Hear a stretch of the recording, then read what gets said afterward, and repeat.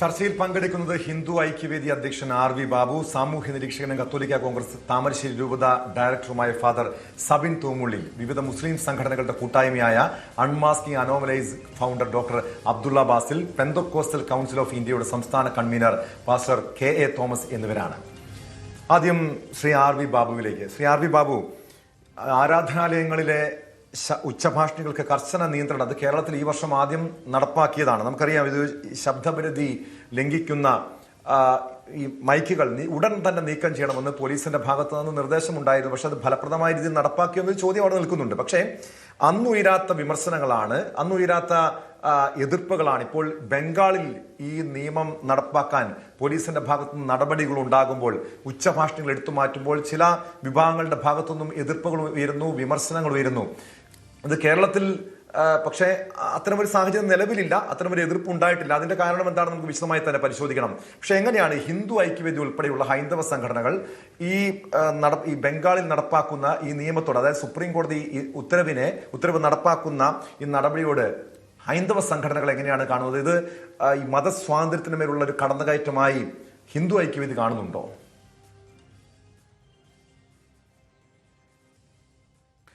നമ്മുടെ രാജ്യത്ത് നമ്മളെല്ലാം പ്രവർത്തിക്കുന്നത് അല്ലെങ്കിൽ ജീവിക്കുന്നത് ഒരു ഭരണഘടനയുടെ അടിസ്ഥാനത്തിലാണ്.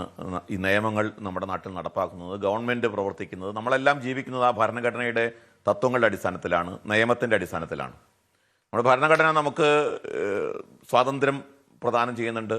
നമുക്ക് ആർട്ടിക്കിൾ 21 സ്വാതന്ത്ര്യമുണ്ട്, ആർട്ടിക്കിൾ 19 സ്വാതന്ത്ര്യമുണ്ട്, ആർട്ടിക്കിൾ 14 എല്ലാവർക്കും തുല്യത വിഭാവനം ചെയ്യുന്നുണ്ട്. ഇങ്ങനെ നമുക്ക് സ്വാതന്ത്ര്യത്തിൻ്റെതായിട്ടുള്ള നിരവധി രംഗങ്ങൾ ഉണ്ട്, ഭരണഘടന നമുക്ക് വിഭാവനം ചെയ്യുന്നുണ്ട്. ആ സ്വാതന്ത്ര്യത്തിൻ്റെ അടിസ്ഥാനത്തിൽ അതേപോലെ ആർട്ടിക്കിൾ 25, 26 ഒക്കെ മതസ്ഥാപനങ്ങൾക്ക് പ്രവർത്തിക്കാനും മതസ്ഥാപനങ്ങൾ സ്ഥാപിക്കാനും അവരുടെ മതം പ്രചരിപ്പിക്കാനുള്ള സ്വാതന്ത്ര്യം ഒക്കെ നൽകുന്നുണ്ട്. പക്ഷെ ഇതെല്ലാം അൾട്ടിമേറ്റ് ആയിട്ടുള്ള അബ്സല്യൂട്ട് ആയിട്ടുള്ള ഒരു സ്വാതന്ത്ര്യമാണ് എന്ന് ധരിക്കാൻ പാടില്ല.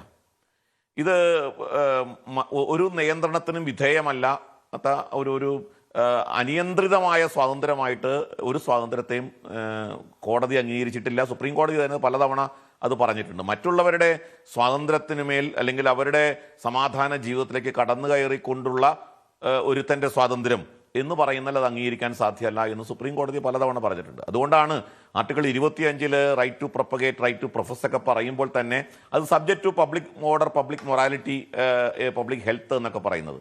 അത് ഒരു നിയന്ത്രണങ്ങൾക്ക് വിധേയമാണ് എന്ന് കൃത്യമായിട്ടത് പറയുന്നുണ്ട്. ഇവിടെ ബംഗാളിൽ ഇപ്പോൾ ബംഗാൾ സർക്കാർ പുതുതായിട്ട് അധികാരത്തിൽ വന്ന സമയത്ത് അതിനുശേഷം എടുത്ത നടപടിയുടെ ഭാഗമായിട്ട് തന്നെ 3000-ലേറെ അല്ലേ 5200 അങ്ങോട്ടാണ് ലൗഡ് സ്പീക്കേഴ്സ് നമ്മുടെ റിലീജിയസ് സ്ഥാപനങ്ങളിൽ നിന്ന് എടുത്തു മാറ്റുന്ന ഒരു സാഹചര്യം ഉണ്ടായി. ഇത് ബംഗാളിലെ പൊല്യൂഷൻ കൺട്രോൾ ബോർഡ് ഇത്ര ഡെസിബൽ ലൗഡ് സ്പീക്കേഴ്സ് മുഴുവൻ എടുത്തു. അതെ, 5290. അതെ, അത് എല്ലാ മതസ്ഥാപനങ്ങളിലും ഉണ്ടെന്നാണ് നമുക്ക് മനസ്സിലാക്കുന്നത്. അത് ഏറിയും കുറഞ്ഞും ഇരിക്കും. കുറച്ച് കൂടുതൽ മുസ്ലിം സ്ഥാപനങ്ങളുടെ കാണും, കുറച്ച് കുറവായിരിക്കാം ഹിന്ദു ക്ഷേത്രങ്ങളിൽ നിന്ന് എടുത്തു മാറ്റിയത്. അതൊക്കെ പോലീസ് അത് അന്വേഷിച്ച് മനസ്സിലാക്കിയിട്ട് ഇത്ര ഡെസിബിൾ കൂടുതൽ മൈക്ക് ഉപയോഗിക്കുന്ന അല്ലെങ്കിൽ പ്രവർത്തിപ്പിക്കുന്ന ലൗഡ് സ്പീക്കേഴ്സാണ് അഴിച്ചു മാറ്റിയിട്ടുള്ളത്. അപ്പോൾ അത് ബംഗാളിലെ പൊല്യൂഷൻ കൺട്രോൾ ബോർഡ് അവരുടെ ഉത്തരവിൻ്റെ അടിസ്ഥാനത്തിലാണ് ഇത്ര ഡെസിബൽ, 55 ഡെസിബൽ അവർ പകലും 45 ഡെസിബൽ കൂടുതലുള്ളത് രാത്രിയും പ്രവർത്തിപ്പിക്കാൻ അനുവദിക്കില്ല എന്നവർ പറഞ്ഞിട്ടുണ്ട്. അപ്പോൾ അതനുസരിച്ചിട്ട് ആ ശബ്ദ നിയന്ത്രണത്തിന് ആ പരിധിക്ക് അപ്പുറത്തേക്കുള്ള പ്രവർത്തിക്കുന്ന ലൗഡ് സ്പീക്കേഴ്സ് മുഴുവൻ അവർ അഴിപ്പിച്ചിട്ടുണ്ട്. ഇത് ബംഗാളിൽ മാത്രം നടന്ന കാര്യമല്ല. ഇപ്പോൾ ഈ കാര്യം PIL ആയിട്ട് സുപ്രീം കോടതിയിൽ വന്ന സമയത്ത് സുപ്രീം കോടതി വളരെ കൃത്യമായിട്ട് പറഞ്ഞു, വൈകുന്നേരം 6 മണി മുതൽ രാത്രി 10 മണി മുതൽ പിറ്റേ ദിവസം രാവിലെ 6 മണി വരെ ഇത്തരത്തിലുള്ള മൈക്കുകൾ പ്രവർത്തിപ്പിക്കാൻ പാടില്ല എന്ന് സുപ്രീം കോടതിയുടെ വിധിയുണ്ട്. രാത്രി 10 മണി മുതൽ 6 മണി വരെ ഈ മറ്റുള്ളവൻ്റെ സ്വാതന്ത്ര്യത്തെ ഹനിക്കുന്ന തരത്തിൽ, അവന് ബുദ്ധിമുട്ടുണ്ടാക്കുന്ന തരത്തിൽ പ്രവർത്തിക്കുന്ന തരത്തിലുള്ള ലൗഡ് സ്പീക്കേഴ്സ് പ്രവർത്തിപ്പിക്കരുത് എന്ന് സുപ്രീം കോടതിയുടെ വിധിയുണ്ട്. സുപ്രീം കോടതിയുടെ മാത്രമല്ല, ഒരുപാട് ഹൈക്കോടതികൾ, ഇപ്പോൾ നമ്മുടെ ഉത്തരാഖണ്ഡ് ഹൈക്കോടതി, ഉത്തർപ്രദേശ് ഹൈക്കോടതി, മഹാരാഷ്ട്ര ഹൈക്കോടതി 2025 അത്തരം ഒരു വിധി പറഞ്ഞത്. അവിടെ 3000-ഓളം റിലീജിയസ് സ്ഥാപനങ്ങളിൽ നിന്ന് ലൗഡ് സ്പീക്കേഴ്സ് എടുത്തു മാറ്റിയതായിട്ട് 2025 വാർത്തകൾ വന്നിരുന്നു, ഫട്നാവിസ് അധികാരത്തിൽ വന്നതിന് ശേഷം. അപ്പോൾ ഇത് മുഴുവൻ ഭാരതത്തിലും, ഈവൻ നമ്മുടെ ചെന്നൈയിലടക്കം തമിഴ്നാട്ടിലടക്കം അത്തരത്തിലുള്ള സംഭവങ്ങൾ ഉണ്ടായിട്ടുണ്ട്. അപ്പോൾ ഇങ്ങനെയുള്ള കാര്യങ്ങൾ വരുന്ന സമയത്ത് പെട്ടെന്നൊരു വിഭാഗം ഒരു ഇരവാദം ഉന്നയിച്ച് രംഗത്ത് വരികയാണ്. ഞങ്ങളെ ലക്ഷ്യമിട്ടിട്ടാണ്, ഞങ്ങളെ ടാർഗറ്റ് ചെയ്തിട്ടാണ്, ഞങ്ങളാണ് ഇരകൾ. ഒരു ഇരവാദം ഉയർത്തിക്കൊണ്ട് ഇത്തരം കാര്യങ്ങളെയൊക്കെ നേരിടുന്ന സ്വഭാവം നമ്മുടെ രാജ്യത്ത് ഇത് കൂടി കൂടി വരികയാണ്. അത് CAA വിഷയമായാലും അല്ലെങ്കിൽ അങ്ങനെ ഒരു അജണ്ട ഉണ്ടോ? ഇത്തരം ഒരു നിയമം നടപ്പാക്കുന്നതിൽ അത്തരം ഒരു അജണ്ട സർക്കാരിനുണ്ട് എന്ന് സംശയിക്കണോ ശ്രീ RV ബാബു? അല്ല, അങ്ങനെ ഒരു സംശയത്തിന്റെ കാര്യം ഇപ്പൊ നോക്കൂ, അങ്ങനെ ഒരു സംശയത്തിന്റെയും കാര്യമില്ല. ഇപ്പോൾ കേരളത്തിൽ കഴിഞ്ഞ ഒരു എനിക്ക് തോന്നുന്നു ഒരു 8-10 വർഷങ്ങൾക്ക് മുൻപാണ് കേരള ഹൈക്കോടതി ഒരു വിധി പറഞ്ഞു. എന്താണ്? ഇതേപോലെ ലൗഡ് സ്പീക്കർ ഉപയോഗിക്കാൻ പാടില്ല. ആ ലൗഡ് സ്പീക്കറുകൾ, പ്രത്യേകിച്ച് കോളാമ്പി ഉപയോഗിക്കാൻ പാടില്ല. പക്ഷെ കോളാമ്പി ഉപയോഗിക്കാം. എവിടെ ഉപയോഗിക്കാം? മുസ്ലിം പള്ളികളിൽ മാത്രം കോളാമ്പി ഉപയോഗിക്കാം. ക്ഷേത്രങ്ങളിലും അതേ ക്രിസ്ത്യൻ പള്ളികളിലും ഇതുപോലെ കോളാമ്പി ഉപയോഗിക്കാൻ പാടില്ല എന്ന് കോടതി വിധി. ജസ്റ്റിസ് ഗോപിനാഥ് സാറിന്റെ വിധിയായിരുന്നു അത്. അങ്ങനെ ഒരു വിധി ഉണ്ടായി. ഇവിടെ എന്ത് സംഭവിച്ചു? അവിടെ ആരെങ്കിലും പറഞ്ഞോ ഹിന്ദുക്കളും ക്രിസ്ത്യാനികളും ഇരകളാക്കപ്പെടുകയാണ് എന്ന് പറഞ്ഞോ? അപ്പോൾ ഇത് പ്രത്യേകം മുസ്ലിങ്ങൾക്ക് മാത്രം അനുവദിച്ച ഒരു സാഹചര്യം കേരളത്തിലുണ്ടായി. മുസ്ലിം പള്ളികളിൽ കോളാമ്പികൾ ഉപയോഗിക്കുന്നതിന് കുഴപ്പമുണ്ടായിരുന്നില്ല. അപ്പോൾ അവിടെ ഒരു ഇരവാദമായിട്ട് ഹിന്ദുക്കളും ക്രിസ്ത്യാനികളും രംഗത്ത് വന്നില്ലല്ലോ.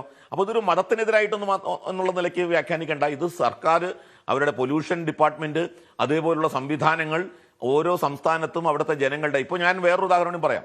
പാലക്കാട് നമ്മുടെ മൊയിൻ LP സ്കൂളിൽ നമ്മുടെ പ്രശസ്തയായിട്ടുള്ള മോഹിനിയാട്ട നർത്തകി നീന പ്രസാദ്, അവരുടെ ഒരു മോഹിനിയാട്ട പരിപാടി ഉണ്ടായിരുന്നു പാലക്കാട്. ആ സ്കൂളിൽ ഒരു ഗ്രന്ഥശാലയുടെ പരിപാടിയായിട്ട് ബന്ധപ്പെട്ടാണ്, ഒരു പുസ്തക പ്രകാശനവും ഗ്രന്ഥശാലയുടെ വാർഷികമോ മറ്റൊക്കെ ആയിട്ട് ബന്ധപ്പെട്ട് നടത്തിയ പരിപാടിയാണ്. രാത്രി 8 മണിക്കായിരുന്നു പരിപാടി. തൊട്ടടുത്ത് ആ സ്കൂളിൻ്റെ തൊട്ട് പിന്നിൽ താമസിച്ചിരുന്ന ഒരാൾ, അദ്ദേഹം ജില്ലാ ജഡ്ജ്, സെഷൻസ് ജഡ്ജായിരുന്നു. അദ്ദേഹത്തിൻ്റെ പേര് കലാം പാഷ എന്നാണ്. കലാം പാഷ നിങ്ങൾക്ക് നോക്കിയാൽ അറിയാൻ പറ്റും. അദ്ദേഹം പോലീസിനെ വിളിച്ചു പറഞ്ഞു, 8 മണിക്ക് എൻ്റെ സ്വൈരജീവിതം തടസ്സപ്പെടുത്തുന്ന പരിപാടിയാണ്. ഏത്? നമ്മുടെ രാജ്യത്ത്, അതായത് നമ്മുടെ നാട്ടിൽ കലയും സംസ്കാരവും ഒക്കെ പൂത്തുലഞ്ഞു നിൽക്കുന്ന ഈ കേരളത്തിൽ രാത്രി 8 മണിക്ക് മോഹിനിയാട്ടം പരിപാടി, ഡാൻസ് പരിപാടി നടന്നത് അദ്ദേഹത്തിൻ്റെ സ്വകാര്യ ജീവിതത്തിന് കളങ്കം അല്ലെങ്കിൽ ബുദ്ധിമുട്ടുണ്ടാക്കുന്നു, അവിടുത്തെ ശബ്ദം തനിക്ക് അലസോരം ഉണ്ടാക്കുന്നു എന്ന് പറഞ്ഞ് പോലീസിനെ വിളിച്ചു പറഞ്ഞിട്ട് ആ പരിപാടി നിർത്തിച്ച സംഭവം വലിയ വിവാദമായിരുന്നു. അത് വലിയ വിവാദമായിരുന്നു. അപ്പോൾ ഇതെല്ലാം കേരളത്തിൽ നടക്കുന്ന കാര്യമാണ്. അത് ഏതെങ്കിലും ഒരു മതത്തിനെതിരായിട്ട് നടക്കുന്ന കാര്യമാണോ? അപ്പം ഇങ്ങനെ മതത്തിൻ്റെ പേരിൽ ഇതിനെയൊക്കെ കൂട്ടിക്കെട്ടി ഓരോ നിയമത്തെയും ഓരോ ഉത്തരവുകളെയും ഒക്കെ മാറ്റിയെടുക്കുന്നത് ഒരു അജണ്ടയാണ് യഥാർത്ഥത്തിൽ. ഇവിടെ ഒരു ഇരവാദം ഉന്നയിച്ചുകൊണ്ട് എല്ലാ കാലത്തും ഇതേപോലെ മുന്നോട്ട് പോകുന്നത് അതൊരു രാജ്യത്തെ സംബന്ധിച്ച് എത്ര കണ്ട് ശരിയാണ്? ഒരു രാജ്യത്തെ ജനങ്ങൾ ആ നിയമം അനുസരിക്കുക, നിയമത്തിനനുസരിച്ച് ജീവിക്കുക എന്നുള്ളതാണ് ശരിയായ മാർഗം. അതിനപ്പുറത്തേക്ക് ഇതിനെയൊക്കെ മതവുമായി കൂട്ടിക്കെട്ടി ചിന്തിക്കുന്നതും പ്രവർത്തിക്കുന്നതും നമ്മുടെ നാടിൻ്റെ നിലനിൽപ്പിനെ തന്നെ വലിയ തോതിൽ അപകടത്തിലാക്കും. ലോകത്ത് ഈ പൊല്യൂഷനുമായി ബന്ധപ്പെട്ട്, ശബ്ദമലിനീകരണവുമായി ബന്ധപ്പെട്ട് നിരവധി നിയന്ത്രണങ്ങൾ ലോകത്തെ പരിഷ്കൃത സമൂഹം ഒക്കെ സ്വീകരിച്ചു വരുന്നൊരു കാലഘട്ടമാണ്. അപ്പോൾ ഇവിടെയും അതേ രീതിയിൽ തന്നെ ചില നിയന്ത്രണങ്ങൾ കൊണ്ടുവരുന്നത് ഒരു മതത്തിനെ ദ്രോഹിക്കാനാണെന്നുള്ള ആക്ഷേപം ഒട്ടും യുക്തിസഹമല്ല, അത് വസ്തുതയുമല്ല.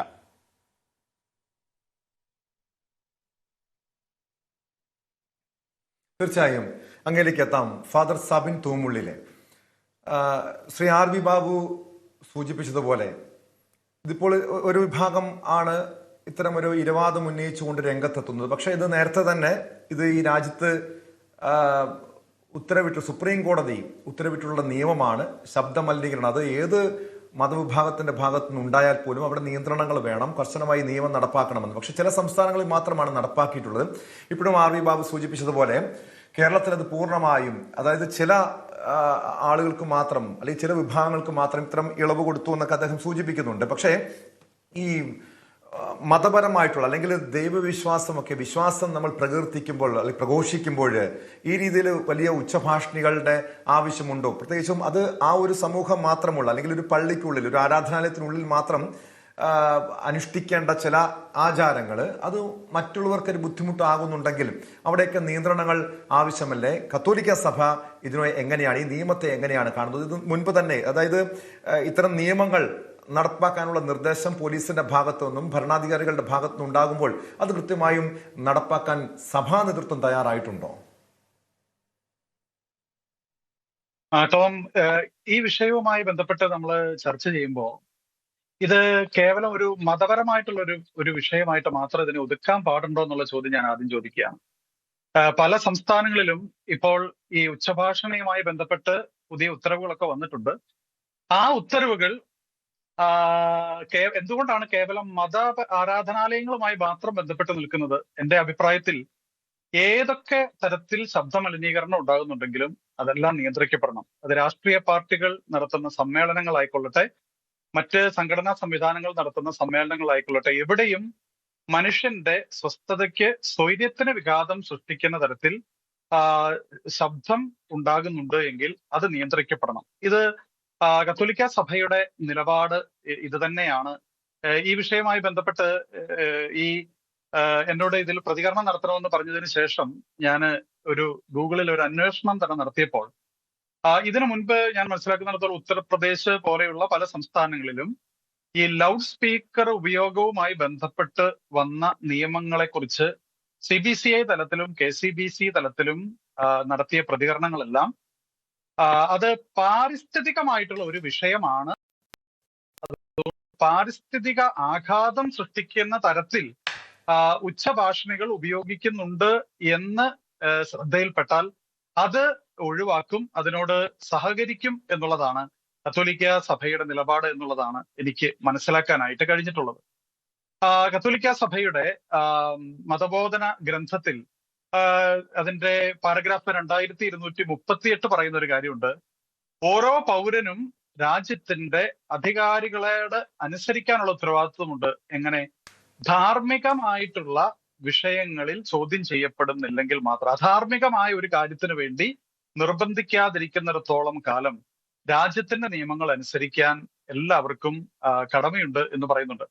എനിക്ക് തോന്നുന്നു അതിന്റെ ഒരു പശ്ചാത്തലത്തിലാണ് ഈ ആരാധനാലയങ്ങളുമായി ബന്ധപ്പെട്ട് ഉച്ചഭാഷണിയുടെ ഉപയോഗത്തിൽ നിയന്ത്രണം കൊണ്ടുവരേണ്ടതുണ്ട് എന്ന് ഒരു 10-15 വർഷങ്ങൾക്ക് മുൻപ് തന്നെ ഈ രാജ്യത്ത് പല സംസ്ഥാനങ്ങളിലായി നടപ്പിലാക്കിയിട്ടുള്ള നിയമങ്ങൾ കത്തോലിക്ക സഭ പാലിക്കാൻ തുടങ്ങിയത്.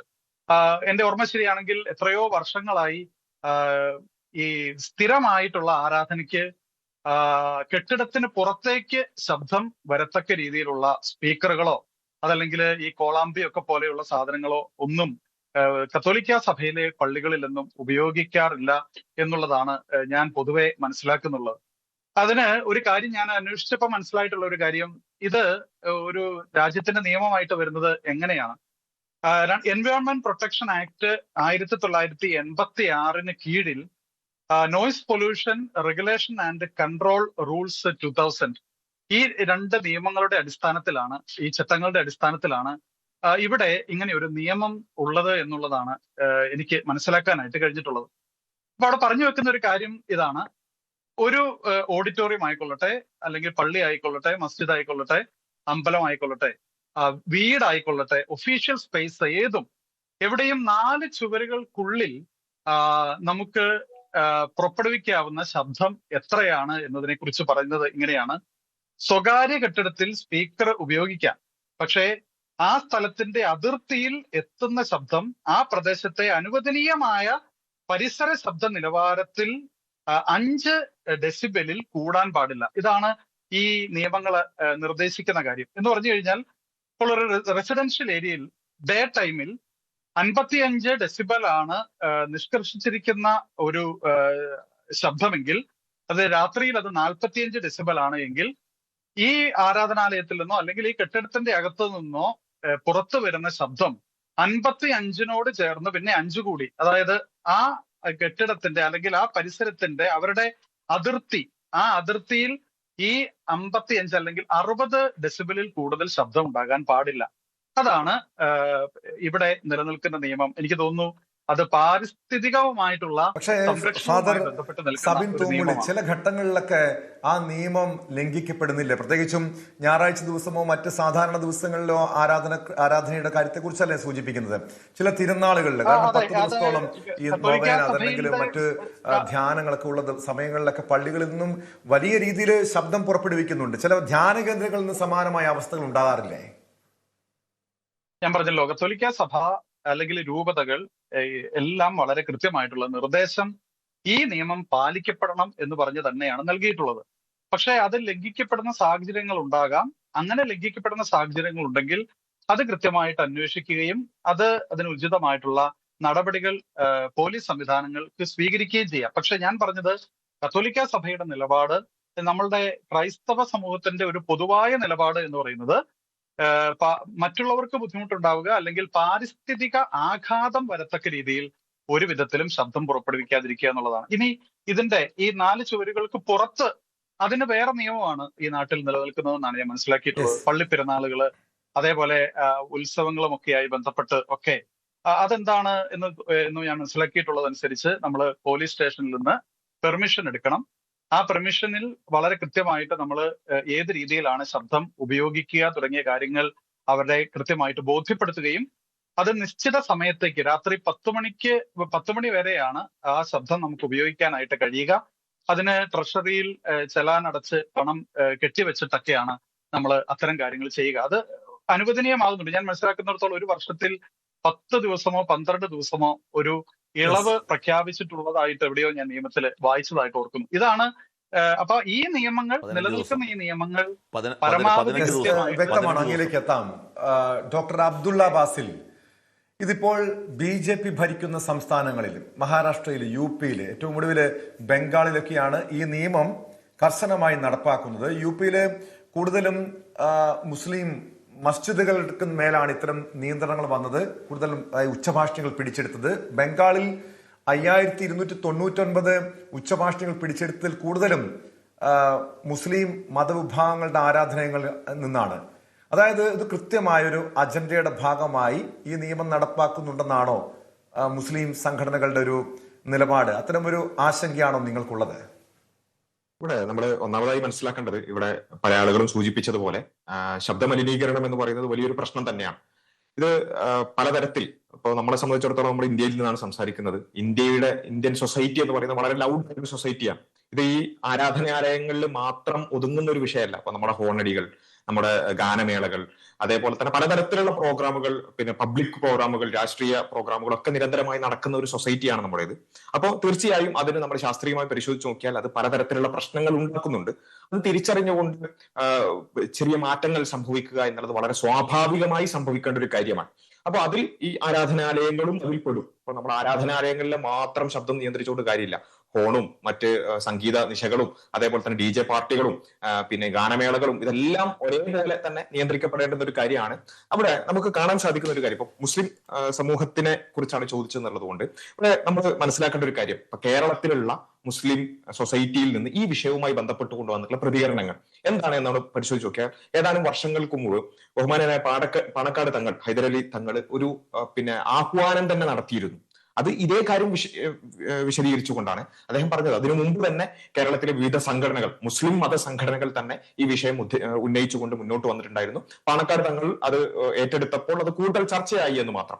അന്ന് തങ്ങൾ പറഞ്ഞൊരു കാര്യം എന്താ വെച്ചാൽ, ഈ ആരാധനാലയങ്ങളിൽ നിന്നുള്ള സൗണ്ട് നിയന്ത്രിക്കേണ്ടതുണ്ട്. അതിപ്പോ സമയം അറിയിക്കാനുള്ള, ഇപ്പൊ ഫോർ എക്സാമ്പിൾ ചർച്ചുകളിൽ നിന്ന് മണിയടിക്കുക, അതേപോലെ തന്നെ പള്ളികളിലാണെങ്കിൽ ബാങ്ക് വിളിക്കുക, ഇങ്ങനെയുള്ള സമയം അറിയിക്കാനുള്ള അല്ലെങ്കിൽ ആരാധനക്കുള്ള ഒരു വിളി എന്നുള്ള അർത്ഥത്തിലുള്ള അത്തരം കാര്യങ്ങൾ മാത്രം പുറത്തേക്ക് പോയാൽ മതി. അതടക്കം നിയന്ത്രിതമായിരിക്കണം. എന്നാൽ ബാക്കി നമ്മുടെ പ്രാർത്ഥനകൾ, ഇപ്പൊ നിസ്കാരാണെങ്കിൽ അല്ലെങ്കിൽ ജുമുഅ ഖുതുബകൾ, അതേപോലെ തന്നെ പ്രാർത്ഥന ഗീതങ്ങൾ, ഇങ്ങനെയുള്ള കാര്യങ്ങളൊക്കെ ആ പള്ളിയുടെ അല്ലെങ്കിൽ ചർച്ചിന്റെ, അമ്പലത്തിന്റെ പ്രിമൈസിന്റെ ഉള്ളിൽ മാത്രം മതി എന്ന് പറയുന്ന ആഹ്വാനം പാണക്കാട് തങ്ങൾ പറയുന്നു. അതിനുശേഷം അത് കേരളത്തിലുള്ള ഏകദേശം എല്ലാ മത പിന്നെ വിഭാഗത്തിൽപ്പെട്ട ആളുകളും അത് സ്വാഗതം ചെയ്യുന്നു.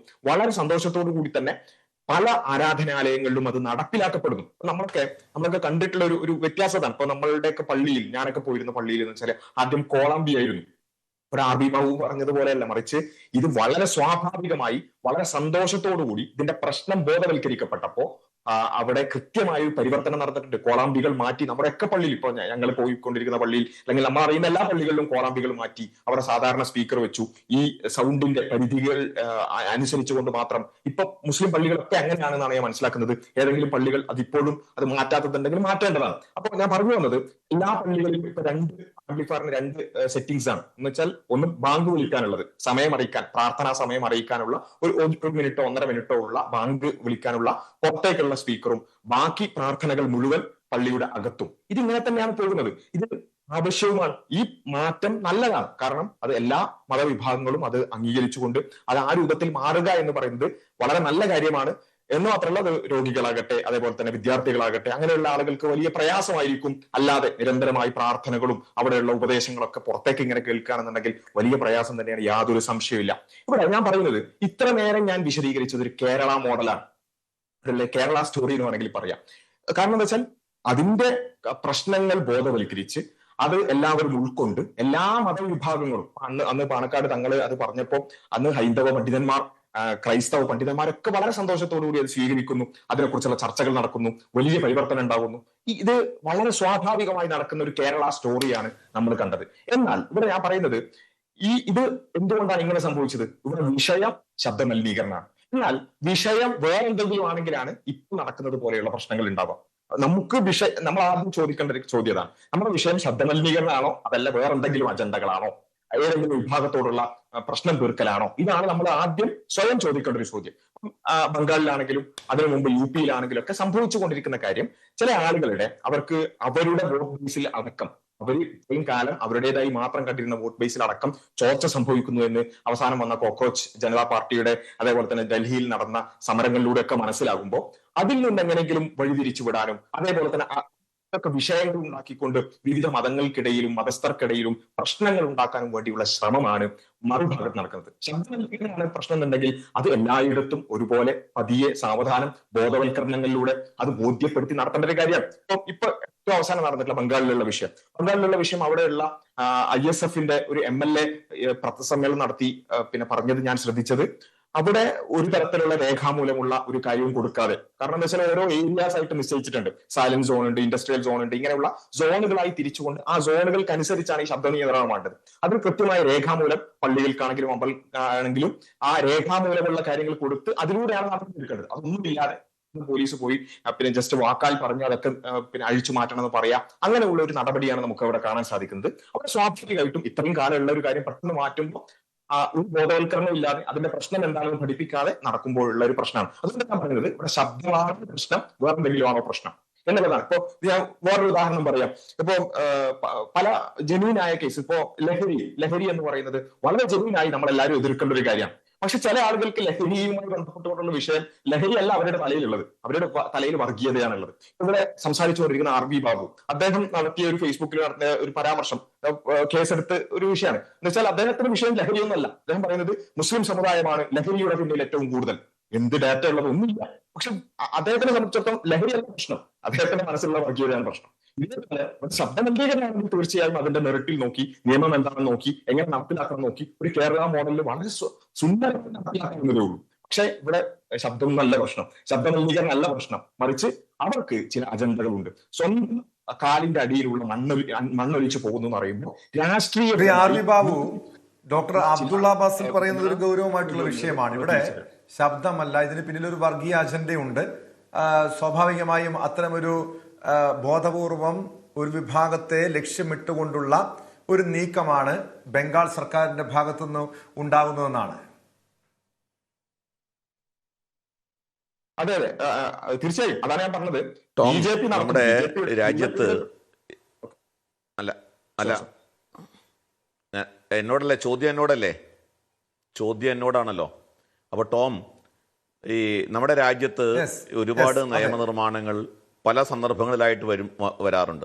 ഞാനതുകൊണ്ടാണ് പറഞ്ഞത്, രാജ്യത്തുണ്ടായ CAA നിയമം വന്ന സമയത്ത് പറഞ്ഞു ഇവിടുത്തെ മുസ്ലിങ്ങളെ മുഴുവൻ ഓടിക്കാനാണ് എന്ന് പറഞ്ഞു. യഥാർത്ഥത്തിൽ എന്തായിരുന്നു CAA നിയമം? ആ CAA ഇപ്പോൾ നമ്മുടെ നാട്ടിൽ നടപ്പിലുണ്ട്. ആ നിയമത്തിനനുസരിച്ച് ഏതെങ്കിലും മുസ്ലിമിന് ഇന്ത്യയിൽ നിന്ന് വിട്ടുപോകേണ്ടി വന്നിട്ടുണ്ടോ? ഇല്ല. ഞാൻ പറഞ്ഞത്, ഇതേപോലെ ഓരോ നിയമവും എടുത്തു നോക്കുമ്പോൾ അതെല്ലാം ഞങ്ങൾക്കെതിരായിട്ട്, ഞങ്ങളെ ടാർഗറ്റ് ചെയ്തിട്ടാണ് എന്ന് വരുത്തി തീർക്കാനും അങ്ങനെ ഒരു നരേറ്റീവ് സൃഷ്ടിച്ച് സമൂഹത്തിൽ ഭിന്നത ഉണ്ടാക്കാനും ആസൂത്രിതമായ ശ്രമം ചില വർഗീയ തീവ്രവാദ സ്വഭാവത്തോടുകൂടി പ്രവർത്തിക്കുന്ന, എന്നാൽ അവരുടെ സംസാരത്തിലൊക്കെ വളരെ പോളിഷ്ഡ് ആയിട്ടുള്ള പഞ്ചസാരയിൽ പൊതിഞ്ഞ വിഷം ഇങ്ങനെ വന്ന് സംസാരിക്കുന്ന ആൾക്കാർ നമ്മൾ കണ്ടിട്ടുണ്ട്. അവരുടെ ഉള്ളിൽ ഈ പറയുന്ന വർഗീയത തീവ്രവാദം ഒളിപ്പിച്ചു വെച്ച് പുറമേക്ക് ഞങ്ങൾ വളരെ സമാധാന മതക്കാരാണ്, സമാധാനക്കാരാണ് എന്നൊക്കെ അവർ പറയും. പക്ഷേ ലോകത്തെമ്പാടും അവർ ഈ നടത്തിക്കൊണ്ടിരിക്കുന്നത് ഈ പഞ്ചസാരയിൽ പൊതിഞ്ഞ വിഷം സമൂഹത്തിൽ ആളുകൾക്കുള്ളിൽ വിതറിക്കൊണ്ട് അവിടെ ഭിന്നത ഉണ്ടാക്കുക, അവിടെ മതത്തിൻ്റെ പേരിൽ ഛിദ്രം ഉണ്ടാക്കിയെടുക്കുക, അതിൻ്റെ പേരിൽ സംഘർഷം ഉണ്ടാക്കുക, തീവ്രവാദങ്ങൾ നടത്തുക. ഇത് നമ്മുടെ ലോകത്തെമ്പാടും നമ്മൾ കണ്ടുകൊണ്ടിരിക്കുന്ന കാര്യമാണ്. ഇവിടെ എന്താണ്, കേരളത്തിൽ പാണക്കാട് തങ്ങൾ പറഞ്ഞിട്ടാണ് ഈ ക്ഷേത്രങ്ങളിൽ നിന്നും പള്ളികളിൽ നിന്നൊക്കെ മൈക്കെടുത്ത് മാറ്റിയെന്ന് പറയുമ്പോൾ ഞാൻ ആദ്യമായിട്ട് കേൾക്കുകയാണ്. ഇവിടെ ജസ്റ്റിസ് PS ഗോപിനാഥൻ അദ്ദേഹത്തിൻ്റെ ഒരു വിധി ഉണ്ടായി. ആ വിധിയിലാണ് ലൗഡ് സ്പീക്കറെ സംബന്ധിച്ച് ഒരു വിധി, ആ വിധിയുടെ തുടർന്നാണ് പോലീസ് ക്ഷേത്രങ്ങൾക്കും പള്ളികൾക്കും നോട്ടീസ് ഇഷ്യൂ ചെയ്തു.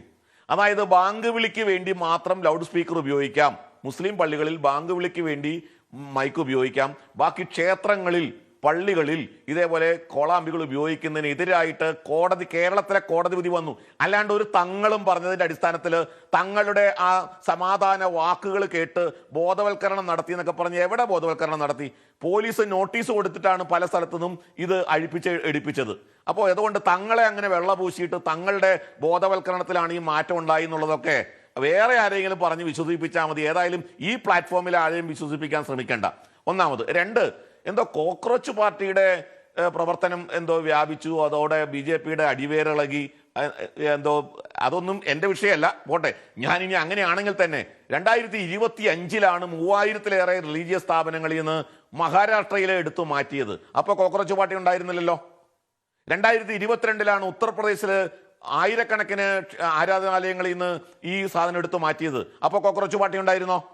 അപ്പൊ ഇതെന്തിനാണ് ഇത്തരത്തിലുള്ള ഒരു നരേറ്റീവ് കൊണ്ടുവരുന്നതെന്ന് വെച്ചാൽ ഇവരെ സംബന്ധിച്ചിടത്തോളം എല്ലാത്തിനെയും മതത്തിന്റെ ദൃഷ്ടിയിൽ കാണുക, എല്ലാത്തിനെയും മതവുമായി ബന്ധിപ്പിച്ച് ചിന്തിക്കുക, പ്രവർത്തിക്കുക എന്നുള്ളത് ഇവരുടെ എക്കാലത്തെയും കാര്യമാണ്. ഇപ്പൊ ബംഗാളിലാകട്ടെ അത് മറ്റ് എവിടെയെങ്കിലും ആവട്ടെ, എല്ലാത്തിനെയും മതവുമായി ബന്ധിപ്പിച്ചാണ് ഇവർ ചിന്തിക്കുക, പ്രവർത്തിക്കുക. അതുകൊണ്ട് കേരളത്തിലടക്കം ഇത്തരത്തിലുള്ള മാറ്റങ്ങൾ, ഇപ്പോൾ ചില വിട്ടുവീഴ്ചകൾ, ഇപ്പോൾ സുപ്രീം കോടതിയുടെ ആ വിധിയിൽ തന്നെ 15 ദിവസത്തേക്ക് ചില പ്രത്യേക അവസരങ്ങളിൽ, ചിലപ്പോൾ ക്ഷേത്രങ്ങളുടെ ഉത്സവമായിരിക്കാം, അതല്ലെങ്കിൽ പള്ളികളുടെ പെരുന്നാളായിരിക്കാം, ചില പ്രത്യേക സമയത്ത് 15 ദിവസത്തേക്ക് ഇതിന് ഇളവ് കൊടുത്തിട്ടുണ്ട്. സുപ്രീം കോടതിയുടെ വിധിയിൽ തന്നെയുണ്ടത്. ആ 15 ദിവസം സമയത്തേക്ക് ഈ 10 മണി മുതൽ എന്നുള്ളതിൻ്റെ സമയം നമുക്ക് നീട്ടിക്കൊടുക്കാം. കാരണം ക്ഷേത്രങ്ങളുടെ ഉത്സവങ്ങളിലെ കലാപരിപാടികൾ അവരും ജീവിച്ചു പോകണമല്ലോ. നമ്മുടെ കേരളത്തിലാണെന്നുണ്ടെങ്കിൽ സംഗീതം അല്ലെങ്കിൽ സാഹിത്യം അതേപോലുള്ള അതുമായി ബന്ധപ്പെട്ട് ജീവിക്കുന്ന ലക്ഷക്കണക്കിന് ആൾക്കാരുണ്ട്. അപ്പോൾ അത്തരം ആളുകളുടെ ഉപജീവനം മുട്ടുന്ന തരത്തിലേക്ക് പോകരുത് എന്ന് ഇത്തവണ ഞാൻ മനസ്സിലാക്കുന്നത് ഈ ഗവൺമെന്റ് അധികാരത്തിൽ വന്നതിന് ശേഷം ആ റെസ്ട്രിക്ഷൻ അവർ മാറ്റിയിട്ടുണ്ട്. ക്ഷേത്രങ്ങളിലടക്കം 10 മണിക്ക് ശേഷം മൈക്ക് ഉപയോഗിക്കുന്നതിനും കലാപരിപാടികൾ നടത്തുന്നതിനും അതൊക്കെ തടസ്സമായിരുന്നു ആ നിയമം. അപ്പോൾ അത് സുപ്രീം കോടതി തന്നെ അതിന് ഇളവ് കൊടുത്തിട്ടുണ്ട്. പക്ഷെ കേരളത്തിൽ പിണറായി വിജയന്റെ കാലത്ത് ഇത് വളരെ ശക്തമായി നടപ്പാക്കുകയും 10 മണിക്ക് ശേഷം ക്ഷേത്രങ്ങളിലെ കലാപരിപാടികൾ മുഴുവൻ അവസാനിപ്പിക്കണമെന്ന് തിട്ടൂരിറക്കി. ശരിക്കും സുപ്രീം കോടതി ഇളവ് കൊടുത്തിട്ട് പോലും അതിവിടെ നടപ്പാക്കാൻ തയ്യാറായില്ല എന്നുള്ളതാണ് വസ്തുത. അപ്പോൾ അത്തരം സന്ദർഭങ്ങളിൽ ഇളവുകളുണ്ട്. കാരണം നമ്മുടെ നാട്ടിൽ വൈവിധ്യങ്ങളുണ്ട്, വൈജാത്യങ്ങളുണ്ട്.